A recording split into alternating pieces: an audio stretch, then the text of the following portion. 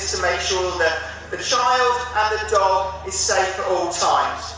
We've got Ali in the chair. Who's the child? Okay, so the child who's got a physical disability, and then we've got Tolly, her lovely golden retriever assistance dog there. You can see the task work is very similar. The retrieve is all the same, but it will be tailored to, I don't know, mobile phones, Game Boys, all the sort of gimmicks and gadgets that kids have for today. God, I sound old. Anyway, so the retrieve is exactly the same, but this means that mum and dad can be downstairs doing stuff, and the child can be upstairs. They can start to develop some independence and not rely on mum and dad to pick up the mobile phone if they drop it. They've got their best friend next to them who's going to retrieve that for them. They've got their best friend who's going to pull open the bedside drawer, who's then going to retrieve their gloves for them or their clothing for them. They haven't got to shout for mum and dad to come and get that for them.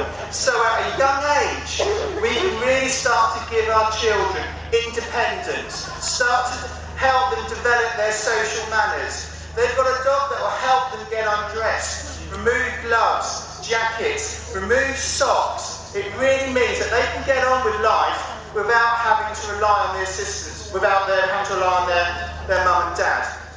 Retrieve the phone off the table, drops it, hands it to Ali's hand there nice and gently. Where are we going now? Over to the bin. And this is very useful. A very tidy child. I know it's a rarity, but with assistance dog, that's fine, because the dog will go and take the rubbish, will pop it in the bin, shut the bin, and there we are. We have a very tidy child there in the home. No problem there. So you can see the task work is slightly different, but it really means the key is that it allows the child to start to develop independence and be able to experience life without having to rely on mum and dad. Go on, you can, I know they're a bit smelly. Go on, Tolly, you can pull those. Go on.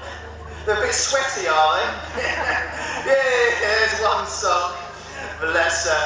You can see throughout, she's thoroughly enjoying what she's doing. The tail's wagging, and this is the key to all of our training. And there we are.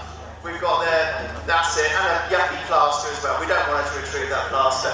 But you can see, this is our second service. So this is training dogs to work with young children. So give these guys a round of applause.